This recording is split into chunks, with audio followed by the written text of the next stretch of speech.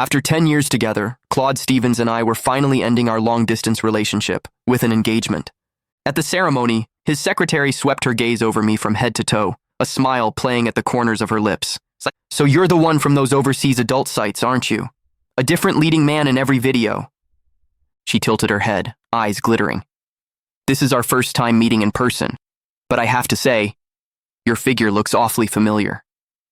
I lifted my gaze, my voice cutting through the murmur of the crowd. "Are you certain that's where you've seen me?" The secretary flinched as if I'd slapped her, shrinking behind Claude with wide, wounded eyes. "I'm so sorry. I forgot people in that industry prefer to stay anonymous after they retire. I shouldn't have said anything." Claude's expression darkened instantly, his brow furrowed, but he was looking at me. "You must have the wrong person." The secretary stuck out her tongue in a show of playful contrition. You're right. My mistake. Your fiancé is far too elegant and refined to be one of those desperate attention seekers." Oh, we'd met before. I remembered her vividly, back when she'd been entertaining clients at a certain establishment overseas.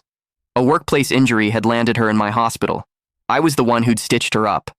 I wondered if she'd been taking the HIV medication I'd prescribed. Claude and I were the guests of honor tonight. Every eye in the room was fixed on us. The moment Emma Pruitt finished speaking, the entire banquet hall went silent. Guests exchanged knowing glances, their lips pressed together in barely concealed smirks, words hovering unspoken. A mutual friend rushed over, trying to smooth things over. "Don't be ridiculous. Candace James was studying medicine in Alderhaven. Do you have any idea how grueling that program is?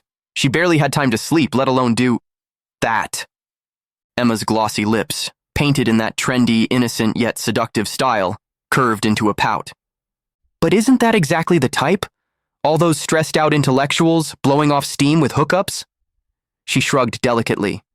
"Besides, Mr. Stevens is doing so well now, and Candace's family doesn't have money. Can you blame a girl for wanting to earn her dowry lying down?"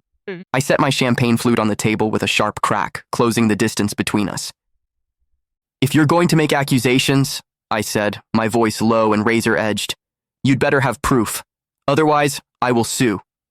Emma's hand flew to her mouth, her neck shrinking into her shoulders like a turtle retreating into its shell. "Girls support girls, right? Fine. I'll stop."